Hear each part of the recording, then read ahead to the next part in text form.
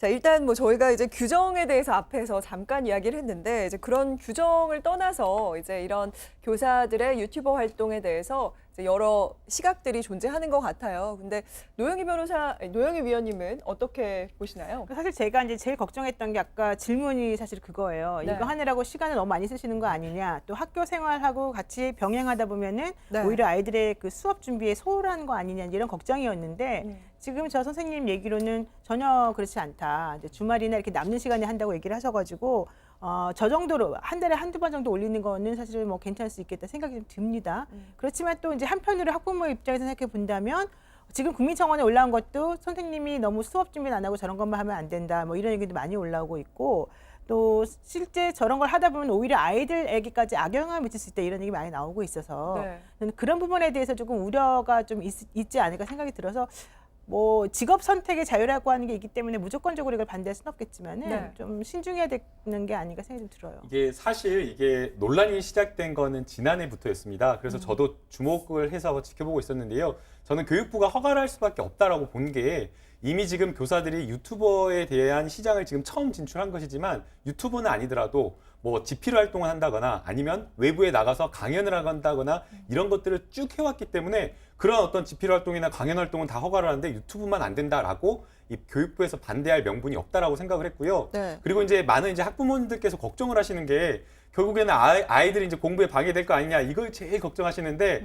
저는 그렇지 않다라고 생각이 들어요. 네. 이 달지샘의 유튜브 이거나 아니면 다른 선생님들이 개설한 유튜브를 보면 학생들한테 꿈과 희망을 주는 것 그런 내용들이 정말 많고요. 이걸 보는 게 오히려 아이들한테 교육적이다라는 생각이 들는 그런 컨텐츠들이 많기 때문에 선생님들이 유튜브를 하는 것을 다른 어떤 교육에 방해되는 것이라고 생각하지 말고 오히려 이게 선생님이 교육을 하기 위해서 본인의 어떤 삶으로서 보여주는 것이다라고 생각을 해주시면 좋을 것 같다는 생각이 들었어요. 근데 저는 좀 반대 의견이 유튜버라는 플랫폼에 대한 좀 이해가 필요한 것 같아요. 우리가 EBS나 다른 어떤 플랫폼은 교육이라는 목적을 가지고 들어가긴 합니다. 네. 근데 지금 보시면 유튜버 활동하는 분 중에 교사임을 사실은 밝히지 않고 유튜브 활동하는 분들도 많아요. 그리고 이게 초등학교 선생님만 계신 게 아니라 중학교, 고등학교 그런 교사님들도 사실 활동하고 있는데 문제는 그 활동하는 과정에서 자신의 어떤 정치적인 이념이라든지 아니면은 자신의 개인적인 의견들을 마치 일반적인 것처럼 이렇게 생산하는 경우가 꽤 많습니다.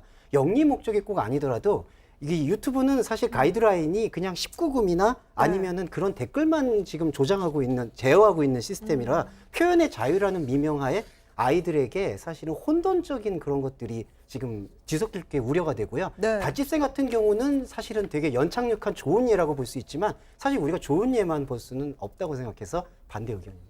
네. 이영찬 위원 어떻게 생각하세요? 사실 저는 선생님도 교사이기 전에 사람이라고 생각합니다. 이분들도 행복을 추구할 수 있는 권리가 있고 그 행복을 유튜브를 통해서 이제 본인의 끼를 발산하면서 추구할 수 있다면 당연히 허용해야 한다고 생각합니다.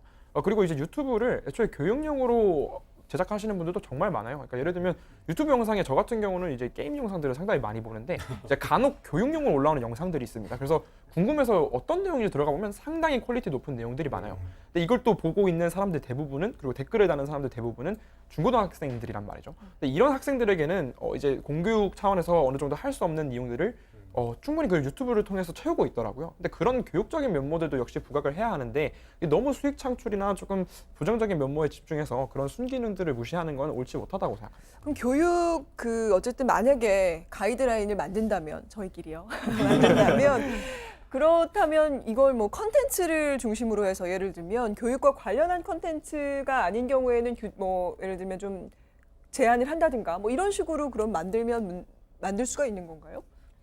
글쎄요. 근데 지금 이제 아까 제가 국가공무원법 관련해서 말씀드렸듯이 이제 그런 가외 활동을 하는 것이 본인의 원래 그 직무에 좀 영향을 미친다거나 능률을 떨어뜨린 경우에는 안 된다라고 돼 있지 않습니까? 네. 왜냐하면 그거는 그 국가의 녹을 먹고 있는 사람이기 때문이라는 게 들어가는 거예요. 그래서 만약에 지금 말씀하신 것처럼 그런 가이드라인을 만들려면 이제 그런 규정에 맞추어서 사실은 네. 만드는 건 가능할 것 같아요. 그래서 지금 말씀하신 것처럼 뭐 교육과 관련된 컨텐츠만 하는 것도 가능하겠지만 또 한편으로 생각을 해보면 예컨대 사립학교 선생님하고 공립학교 선생님이 사실은 똑같은 기능을 하고 있는데 누구는 공무원이라는 이유 때문에 그렇게만 해야 되고 누구는 그런 제한을 받지 않는다?